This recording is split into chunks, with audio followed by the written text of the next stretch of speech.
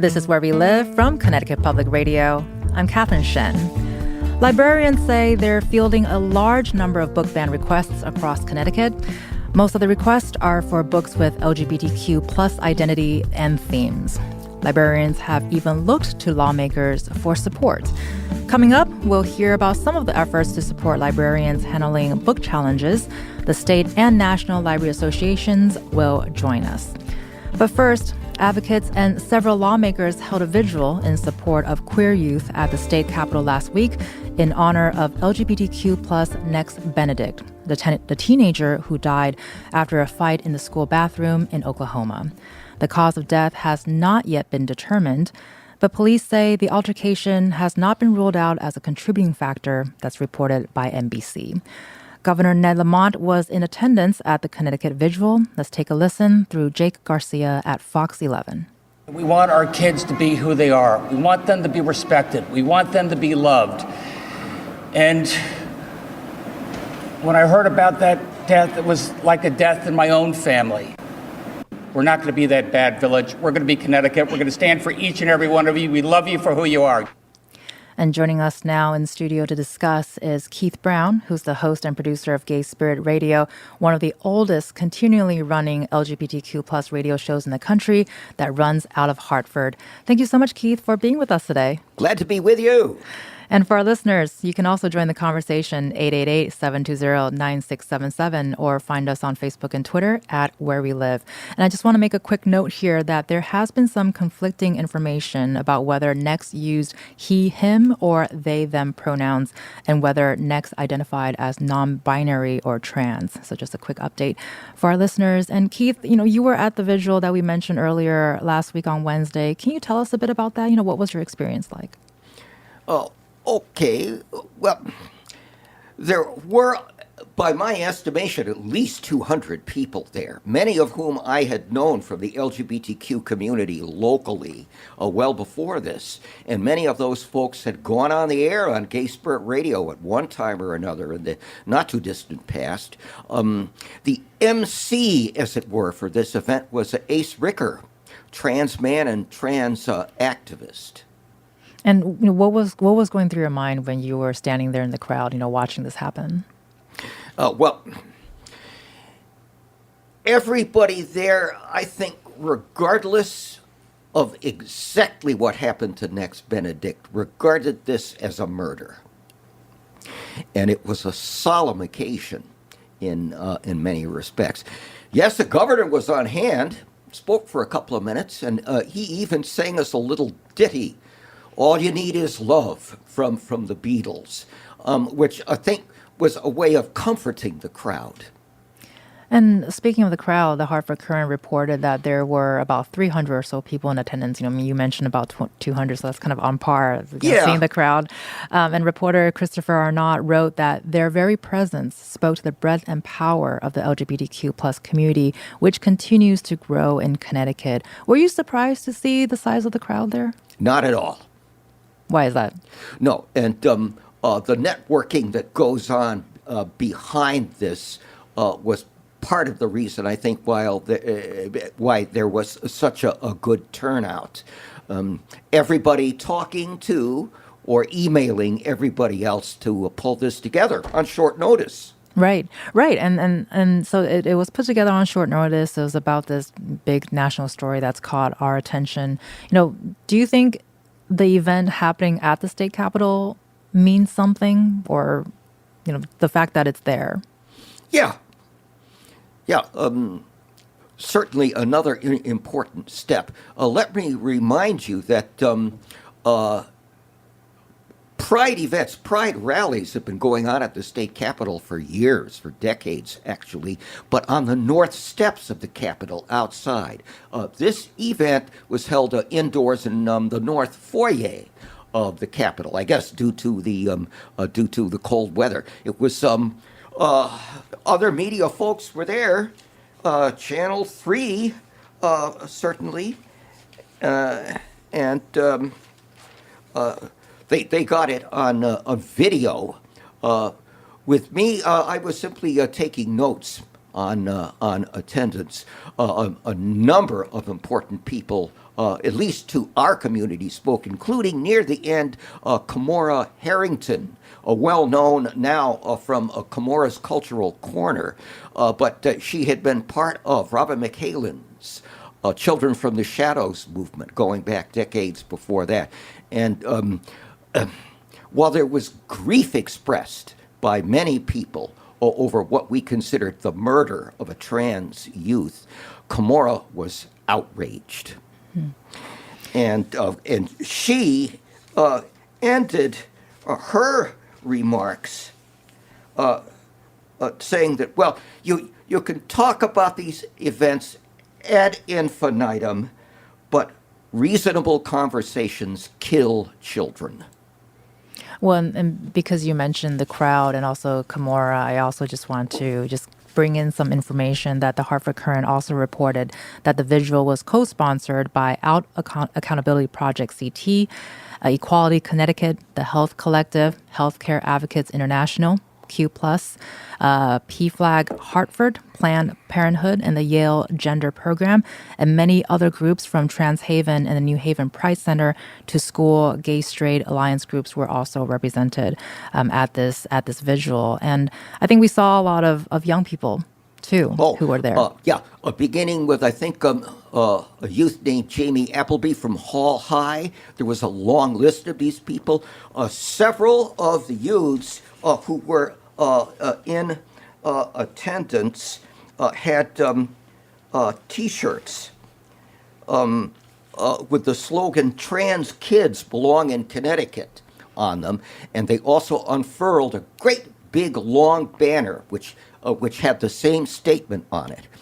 There was a large picture above the podium of Nex Benedict and votive candles placed on a little table next to the podium with the trans colors as a drapery.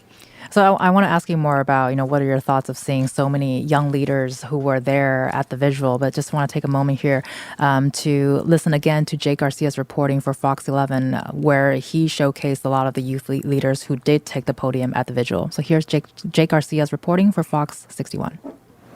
Trans kids deserve to grow up, to grow old, and live long, happy lives free from fear.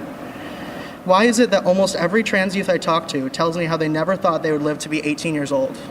I know I didn't. How are we expected to just continue to live our lives like normal while these atrocities are happening?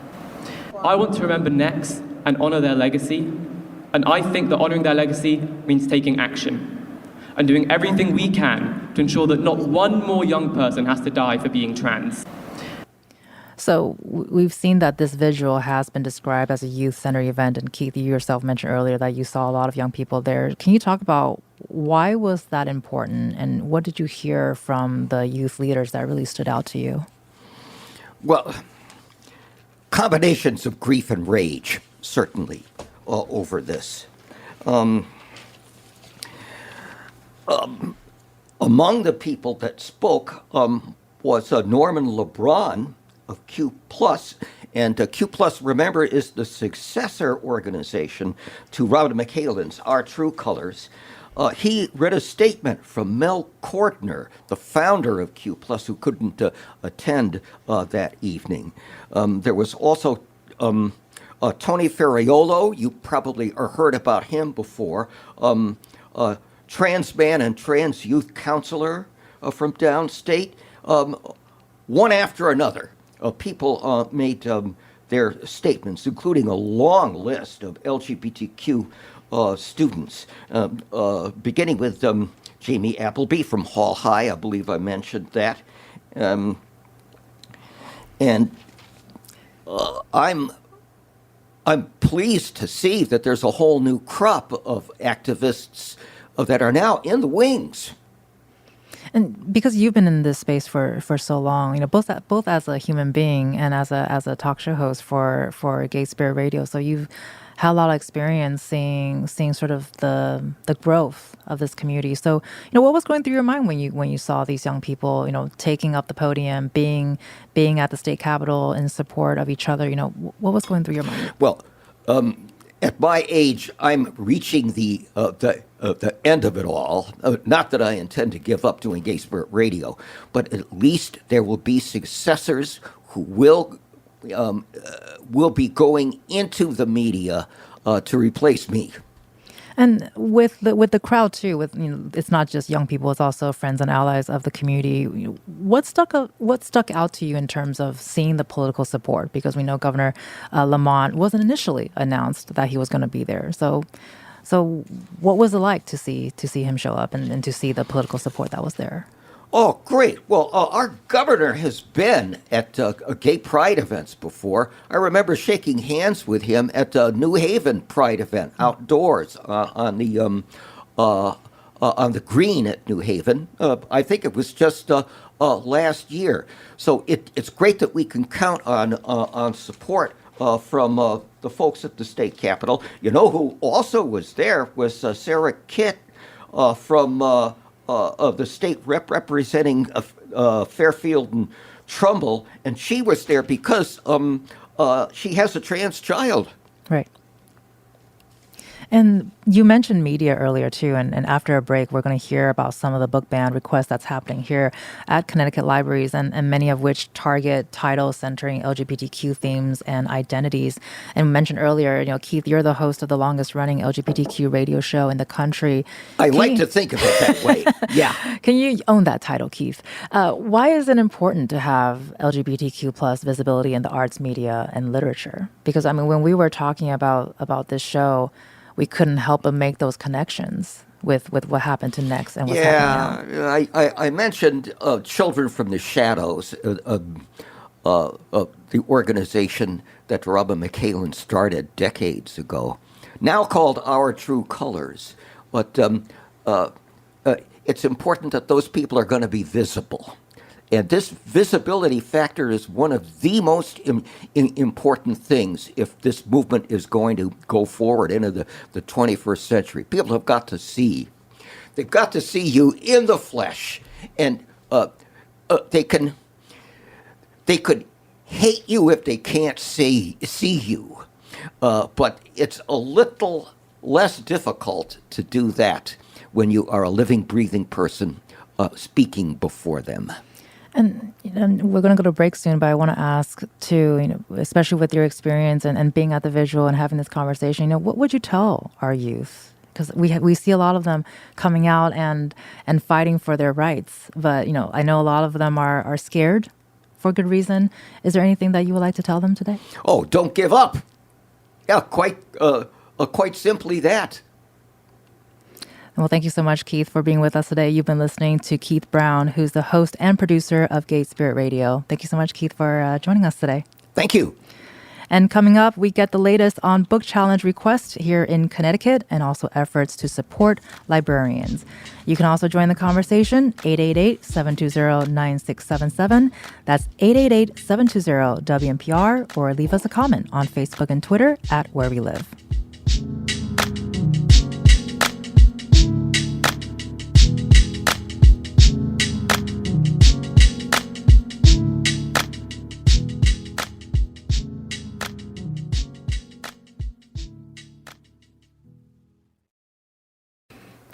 This is Where We Live from Connecticut Public Radio. I'm Catherine Shen.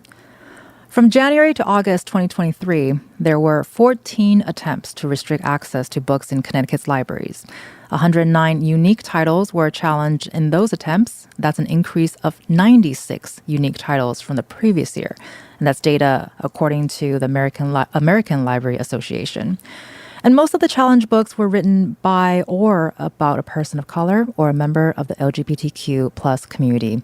And joining us back to discuss is Deborah Caldwell-Stone, who's the director of the American Library Association's Office for Intellectual Freedom. Thank you so much, Deborah, for being with us today. I'm glad to be here. And also with us is Samantha Lee, who's the chair of the Connecticut Library Association's Intellectual Freedom Committee, and she's also the head of reference services at Enfield Public Library. Thank you so much, Samantha, for being with us today. Thanks for having me. And for our listeners, you can also join the conversation. Let us know if you have any questions, 888-720-9677, or find us on Facebook and Twitter at Where We Live. So, Deborah, I want to start with you. As you heard earlier, we talked about the fact that there's at least 96 more titles that were challenged in 2023. Can you tell us, what does this tell you, and why are lists an important part of this conversation? Well, it tells us that this ongoing campaign to remove books from schools and libraries is not abating right now. Since 2021, we've been tracking the rise in demands to censor books from schools and libraries across the country. And Connecticut's experience is just reflective of what we're seeing around the country.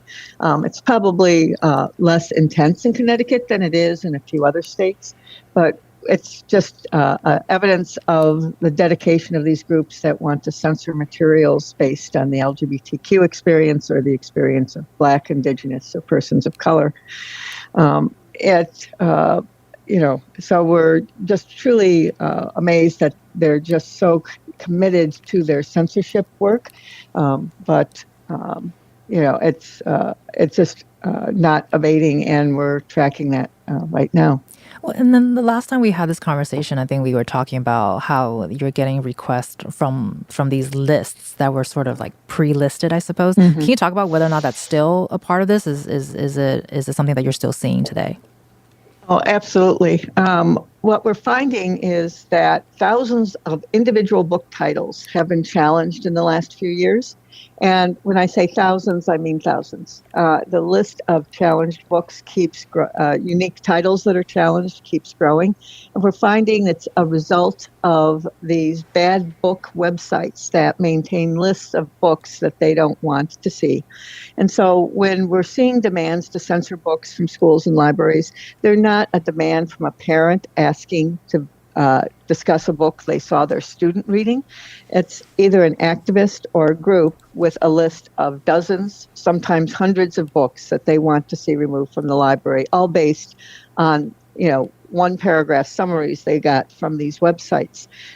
It's amazing. 90% of the challenged titles last year were all part of multiple title challenges. Which also gives further evidence that this is truly an organized campaign that is targeting what the books that we can choose to read in our libraries. And so, Deborah, based on what you're saying, it sounds like multiple books are now being challenged in each request. Like, is that process how that normally works? Is each challenge you can have multiple books in that request? Well, it's possible, I suppose, but what we're seeing is, for example, where libraries require the completion of a reconsideration form. These forms are now regurgitating this very same language that's included on these websites.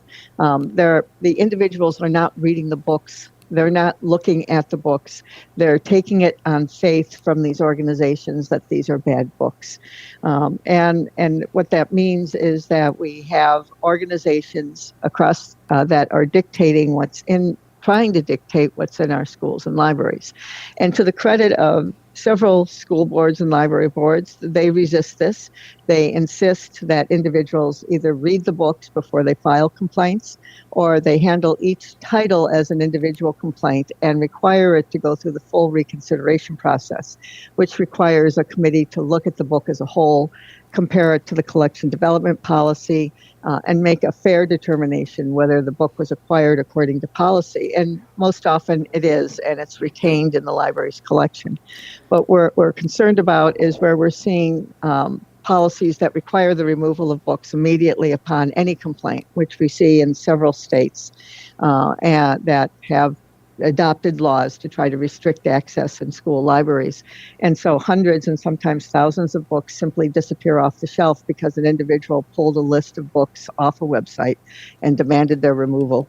And that means that students will not have access to those books. Even if they survive a review process, it can be 18 months to 2 years before they're back on the shelf of the library. I think we've all seen the pictures in some news media reports of empty shelves in school libraries in many states. And we're a couple weeks out from the full annual report, but we also mentioned earlier that there's been this focus on diverse and LGBTQ plus authors. Can you tell us if that's still a continued focus? And also, can you share with us too, what are some of the most common titles that are being challenged? Well, I would say Absolutely. It still remains the most frequent reason that books are challenged. What we're most deeply concerned about is an effort to change what is considered obscene for minors or harmful to minors to include gender identity and sexual orientation in the category of materials. Any reference, even picture books that show two moms raising a family, two dads raising a family, those books are landing on lists of books that are considered obscene for minors by some of the most extreme groups out there. And this is being picked up. We're seeing books challenged simply because they portray an LGBTQ character, because they show a happy family led by same-sex parents, that they simply make reference to the fact that a character might be gay or transgender. And it is the most worrisome thing that I think that we're seeing is this effort to redefine what is considered inappropriate or harmful to minors to include any reference to the fact that people have multiple gender identities. So I think that that's most worrisome for us right now. And can you share with us some of the common titles that you're seeing that are constantly being requested? I think that genderqueer remains the most challenged book in the country for a few years. I don't think we're going to see a shift in that. I think that's going to be that is the touchstone for many of these groups. It's the book that is often, images are excerpted and waved around at board meetings and things like that without putting any context to those images or the fact that this is a literary memoir in graphic novel form that actually tells an important story. Other books that touch on gender identity and sexual orientation are leading the pack right now. I'll be honest, we're just finalizing our data. We had, as I said, thousands of titles challenged in 2023. And so we'll have we'll have complete report we were hoping, but we're hoping by the end of this week, frankly. Right. It's been a challenge for our database manager and my staff member who's in charge of the work. When then talking about database, Sam, I want to bring you into this conversation. We know you encourage libraries to log those challenge requests that they're fielding to sort of keep this national data set as up to date as possible. So what have you observed on your end? I know the last time we've talked, you did mention that there was an uptick. Has that uptick been continuing? What are you seeing? We're still seeing challenges across Connecticut, modeling pretty much right after the national trends. These challenges tend to happen in school libraries with school boards getting involved. Connecticut is very lucky in that we have very well educated and informed superintendents and school boards that walk people through the process of going through a challenge. So we've been very lucky in seeing that none of these challenges have resulted in outright bans, but it is wearing on our student population, our queer community, seeing these challenges over and over and over again. Like I said, we're very lucky in that we have very well-informed policymakers and decision makers on boards and in administration. So hopefully the line still holds in Connecticut.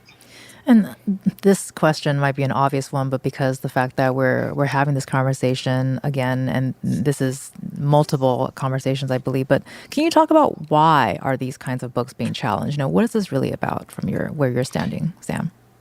Well, I think it's a concerted effort to move the Overton window. It's easy to attack books because they can't respond to you. The author might be able to respond, publishers might be able to respond, but it's easy to attack identities in books because they don't fight back. But by attacking these identities in books, it's not a far leap to then attack people, which is exactly what we saw with Nex Benedict's death. The conditions of our society is that it has become acceptable to attack queer identities. And because it's been acceptable to attack queer identities with book challenges, it is now okay to attack queer identities in person.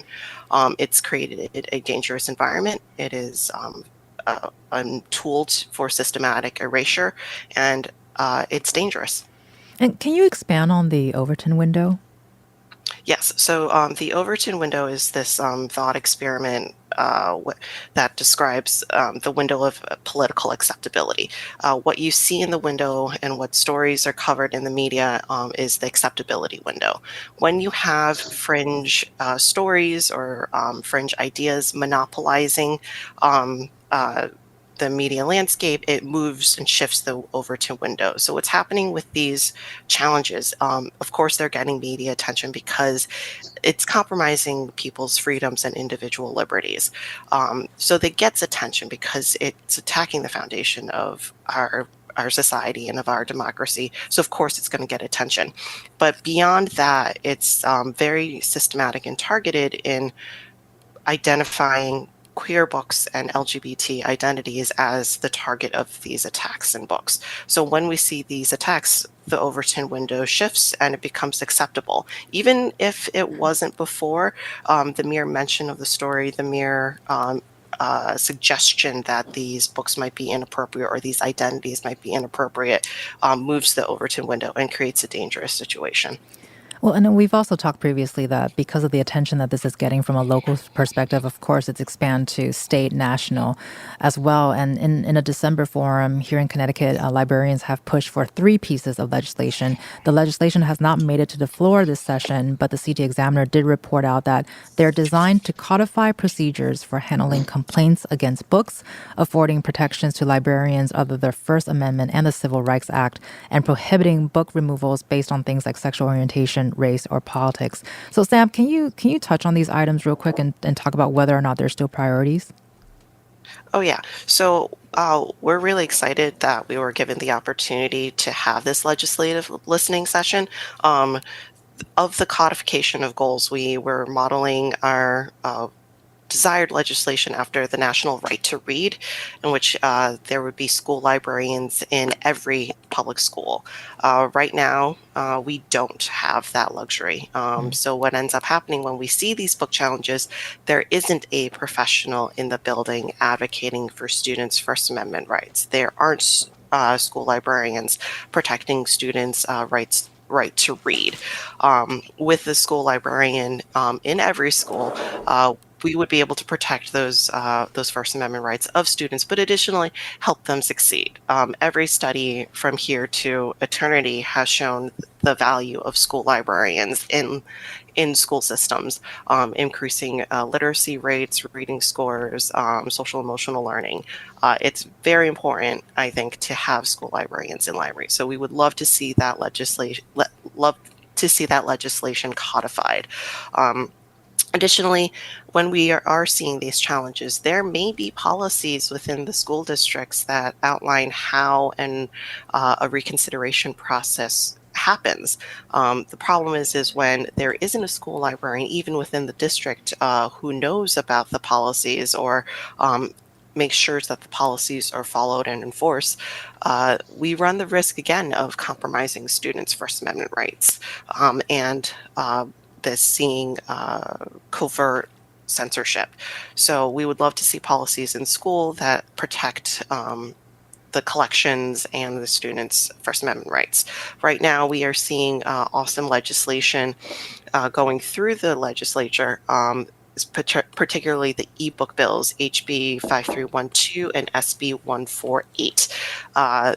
It's a little change it's a shift of priorities, but we're looking at ebook bills and fair pricing so that we can maintain collections and maintain accessible collections for all readers across the state.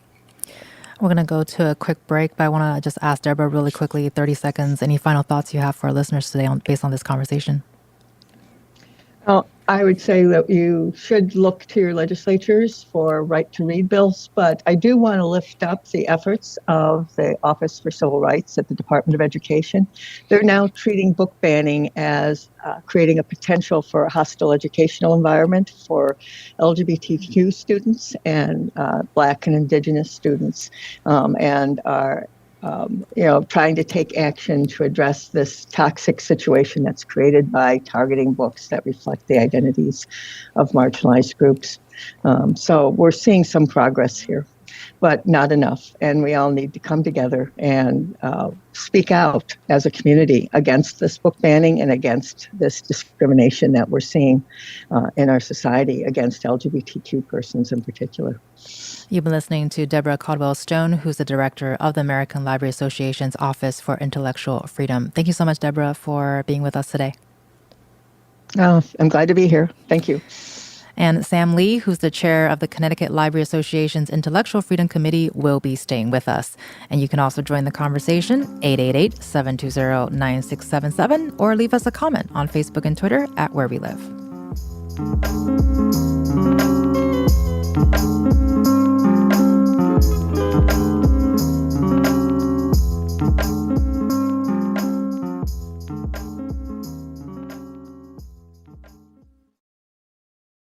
This is Where We Live from Connecticut Public Radio. I'm Catherine Shen.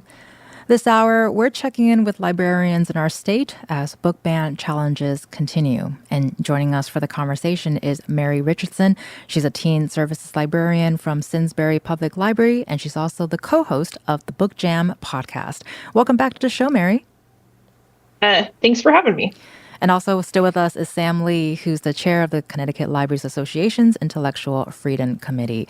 So, Mary, I want to start with you. Earlier this hour, Keith Brown, who is the host of Gay Spirit Radio, spoke about the importance of the visibility in the arts and media and culture. And he mentioned that it's important for the young people to keep the spirit going. So, Mary, I want to ask you, I want to ask about your reaction to the news of Nex Benedict's death, why that's relevant to this larger conversation about book challenges. Yeah, I mean, my initial reaction was just being incredibly angry that we lost another LGBTQ plus youth to hatred, essentially. Because as a teen services librarian, I work with like a wide swath of kids, but then also I volunteer with Q plus as well. And I remember what it was like being like a closeted queer kid living in rural like Georgia, and like I don't want anyone to have to live that way. And so I'm always like, let's push it forward. And finding out that Nex Benedict died the way they did, it wasn't great. It wasn't great. And Sam, following what Mary just said here, and especially with what we were talking about earlier in terms of the book ban requests and challenges, I'd love to get your thoughts too, with connection to what Mary just said. It was hard to hear that story about Nex Benedict, certainly. I absolutely believe that when we have these book ban challenges, that Nex Benedict's death was an intended consequence.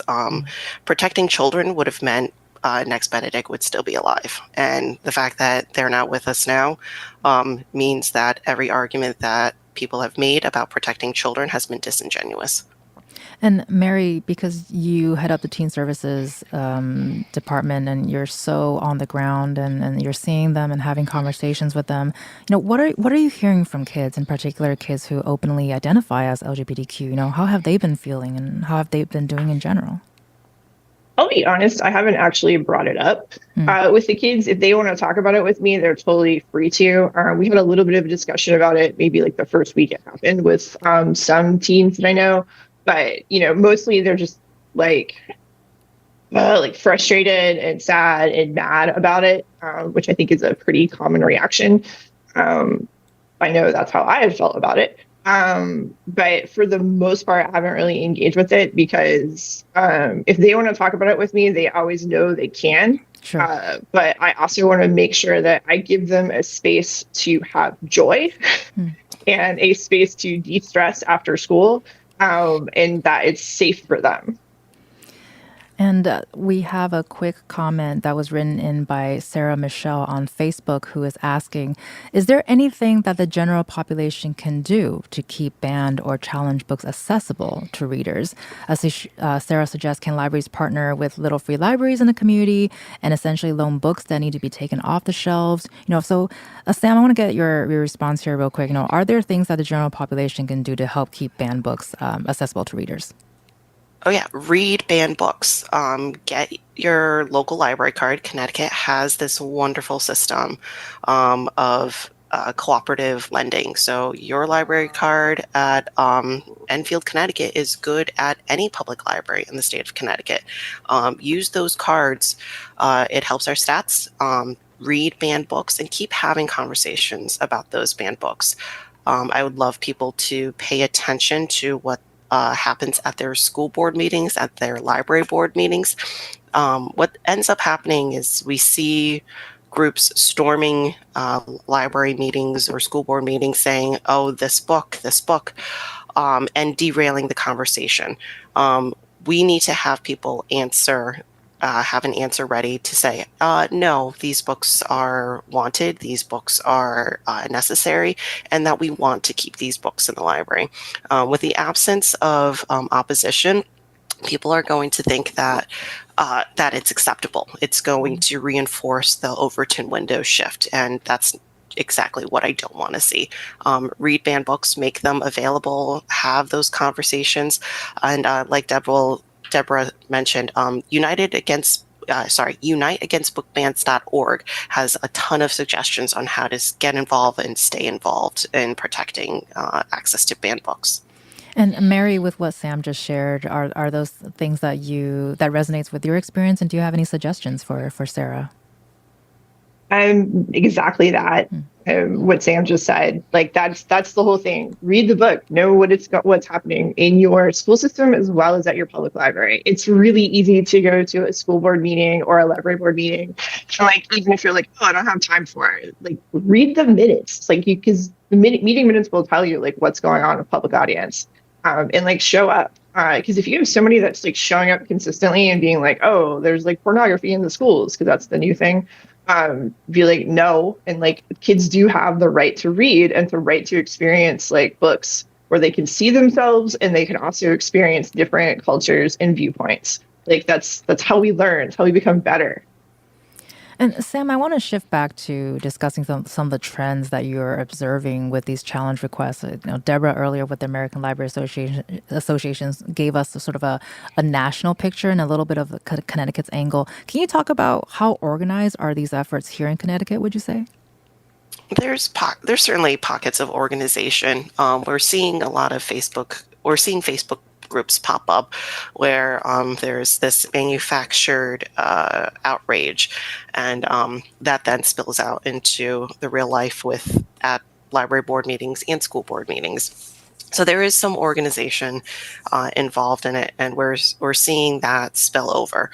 Again, it's occupying parts of the Overton window that even if you aren't parts of these groups, Facebook's algorithm will push you to see some of these messages or some of these posts in your neighborhoods, and then you're caught wondering, wait a second, well, maybe there is something wrong with these books. There isn't. There are awesome school librarian professionals and professional librarians in every community that are vetting these books and making sure that they're appropriate for students and children. And it's disingenuous to say that we're not looking out for our children. When we maintain access to these books, we are developing opportunities for students to develop critical thinking skills. By removing these books, we're doing more harm and removing opportunities for them to develop their minds. And I think with that in mind, we've been talking a lot about groups and organizations and how they have these lists that they follow up on. Do you know who is trying to ban certain books? Are you hearing from individuals versus the groups that we're hearing from? We're hearing from individuals, but the playbook is classic Moms for Liberty stuff. We are seeing the national group play out with their book bans, and we're seeing local chapters pop up doing similar things. It is a playbook. We're pretty familiar with it, and it plays out nationally and locally. And do you have any idea of how many book challenges that you're currently fielding? Rough idea as we're speaking. I'd have to double check my emails, but I know I'm in conversation with at least 3 other librarians. Got it. And Mary, I wanna bring you into this conversation too, in terms of what are you seeing? With what Sam just shared, are those also experiences that you're seeing as well with your library?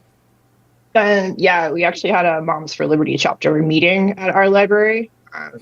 They tried to meet, was it about a month or so ago, but then news got out into the community. And so a protest was organized against that group, just to say, hey, we don't stand for this. We don't want hate here. We want our kids to be able to read.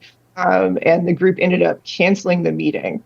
They haven't booked, as far as I know, since then. But it was nice to see the community that is standing up against that and being like, yeah, we want to keep books on the shelves. We want to keep things here, nice and inclusive. So that was a little stressful, but definitely had books are still on the shelves. We're good. But we are seeing that people in social media groups and different town board meetings and stuff talking about some of these specific books that are on the list. Obviously, I know Genderqueer and Flamer. Flamer's the big one I'm hearing about in town. And just like what Sam said, it's through social media. So there's, the keyboard warrior aspect of it.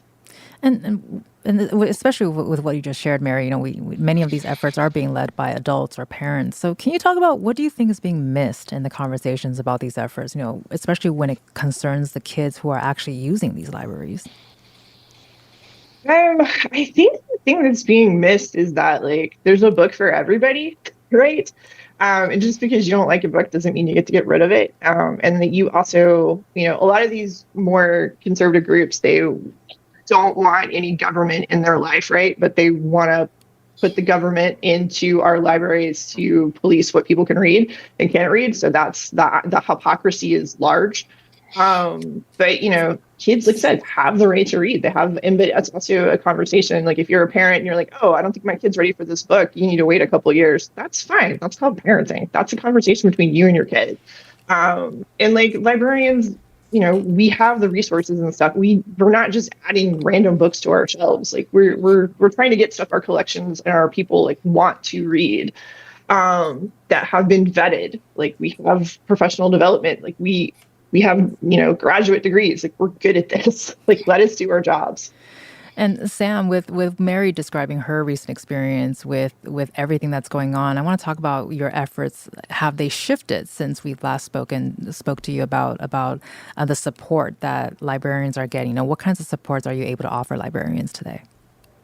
We're able to provide training to library boards who might not be aware of the First Amendment rights that students have.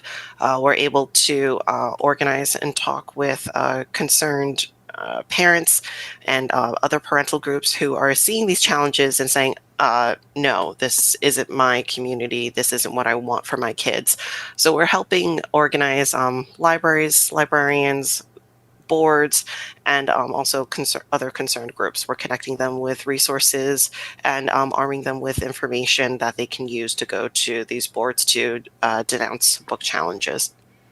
And Mary, you mentioned earlier, speaking with the kids that come to the library, whether or not they bring up certain events that's happening in the world, and if or not they want to talk about it. So I'm kind of feeling like this is a safe space for kids to go. So can you talk about whether or not libraries can be safe spaces for LGBTQ youth, especially today? Yeah, libraries can be a safe space, but your whole entire staff has to work to make that happen. And I'm always the first one to tell the kids, hey, the library, the teen space is safe if I'm here. But once I leave for the day, I cannot guarantee what you're going to hear or what's going to happen. Because I do try and keep it hey, whatever happened at school stays at school. We don't need that drama here. We're all here together. Let's keep it nice. Let's be kind. If you cannot be kind, you need to think about, do you need to be here for the day? Or do you need to take a walk and come back tomorrow? Let's be kind.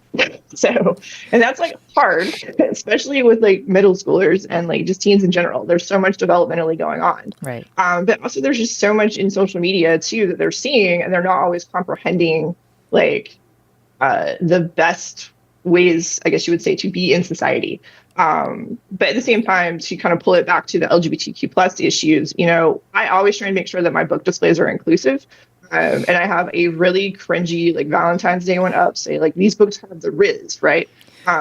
With like a heart with like really terrible sunglasses. And it's just a whole bunch of romance reads, from like paranormal romance to like whatever. But I did make sure I included like BIPOC books as well as like LGBTQ plus books. And like the most thing I've heard from a lot of kids is like, oh my God, this is great. Like I didn't know this book was out. Like, you know, and just like being really excited to see like queer couples like featured prominently in a Pride display. And like no, it's not a Pride display, into a Valentine's Day display. Like it's normal because it is normal. These kids should be allowed to take up space.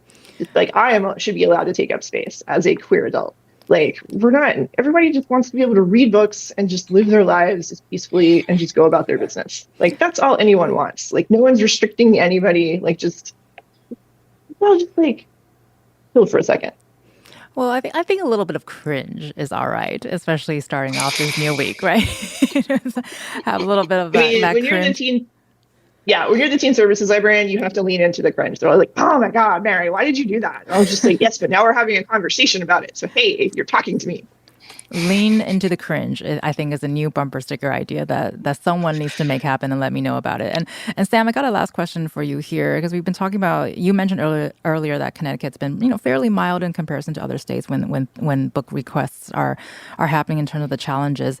But Sarah McCusker, who's the president of the Connecticut Library Association, and she's also a Canton Library, she recently talked about how Connecticut was one of 10 states where more than 100 titles were challenged during the first 8 months of 2023, which puts us in the company of Colorado, Idaho, Missouri, North Carolina, Ohio, Pennsylvania, Tennessee, Virginia, Florida, and Texas. So kind of a list out there here. But it's important to know that not all challenges are on the news. So that's what Sarah said earlier. Can you talk about, Sam, why there's this misconception that challenges only happen in so-called red states and that they can happen in states regardless if they're red, blue, or purple, right? We got a minute or so here. Yeah, absolutely. Challenges are happening everywhere, and it's up to everyone to pay attention. These challenges, while we've been focusing on identity, are also attacking the U.S. tradition of free speech. As soon as that erosion continues and happens, we are going to lose free speech, and that is a very scary idea.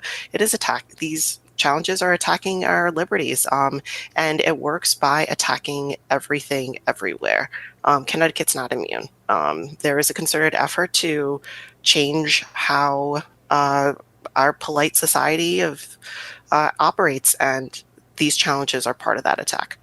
In 30 seconds, Mary, what would you like to tell our young listeners today? I would say be proud of who you are. Read those awesome banned books. They're great. Also, if you are a queer youth in Connecticut, there's Q+ is always out there for you.